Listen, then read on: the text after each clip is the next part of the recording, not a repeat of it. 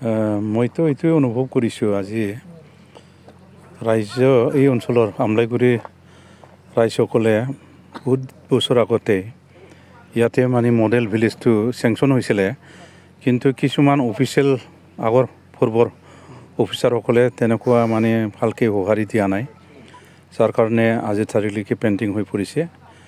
আৰু এতিয়া আমাৰ প্ৰশাসন দিশৰ পৰা আৰু লগতে আমাৰ কাউন্সিলৰ মুৰব্বী আমাৰ প্ৰমোদ বড়ো ছাৰ, তেখেতৰ যিটো উদ্যোগত লগতে অসমৰ মুখ্যমন্ত্ৰী ডক্টৰ হিমন্ত বিশ্ব শৰ্মা, তেখেতৰ যিটো মানে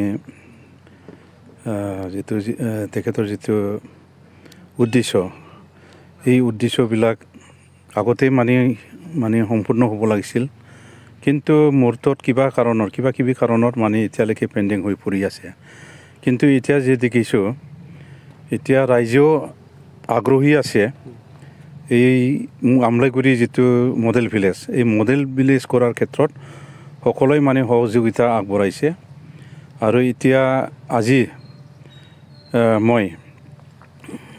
চিফ আমাৰ মহোদয় পিটিআৰৰ চিফ প্ৰমোদ বড়ো ছাৰেও ইয়াত আহিব,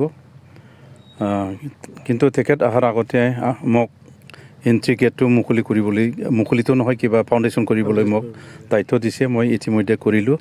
তাৰপিছত আৰু এটা আমাৰ চিলড্ৰেন পাৰ্কৰ ওচৰত এটা ষ্ট্ৰীট লাইট হ'ব, সেইটো আমাৰ স্থানীয় আমাৰ EM চাইখং বসুমতাৰী তেখেতে উন্মোচন কৰিলে। তাত বাদেও কেইবাটা আৰু উন্মোচন কৰিবলগীয়া আছে। কিন্তু মই ভাবোঁ এই মডেল ভিলেজখন হোৱাৰ পিছত এই অঞ্চলৰ ৰাইজে বহুত সজাগ আৰু সচেতন হ'ব, বিভিন্ন দিশতে তেওঁলোকে উন্নতি সাধন কৰিব পাৰিব। গতিকে এইটো হোৱাটো মোৰ ফালৰ পৰাও মই মানে শুভেচ্ছা দিছোঁ, তেখেতসকলক শুভেচ্ছা আৰু অভিনন্দন মই দিছোঁ।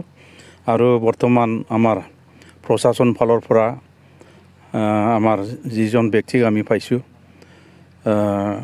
তেখেতে ADC কাম PD ৰাজবংশী ডাঙৰীয়া, যুগল কিশোৰ ৰাজবংশী ডাঙৰীয়া, তেখেতেও মানে ইণ্টাৰেষ্টেড আৰু কৰিবৰ বাবে তেওঁ সাজু হৈ আছে। আৰু লগতে আমাৰ চিডলি ডেভেলপমেণ্ট ব্লগৰ BDO আমাৰ কুমুদ নাৰ্জাৰী, তেখেতেও মানে এইটো কাম কৰাৰ ক্ষেত্ৰত পূৰ্ণ সহযোগিতা আগবঢ়াব। আৰু তেখেতে আগৰ পৰাই ইয়াতে আহি আছে, কাম কৰিবৰ বাবে তেওঁলোকে ৰেডি হৈ আছে। গতিকে এই অঞ্চলৰ ৰাইজেও সহযোগিতা আগবঢ়াব। আৰু মই যিহেতু লোকেল MLA হিচাপে মোৰ ফালৰ পৰাও মই ইয়াতে কেনেকৈ সহযোগিতা আগবঢ়াব লাগে, আহি থকা সময়ত মই সহায় কৰিম। Thank U.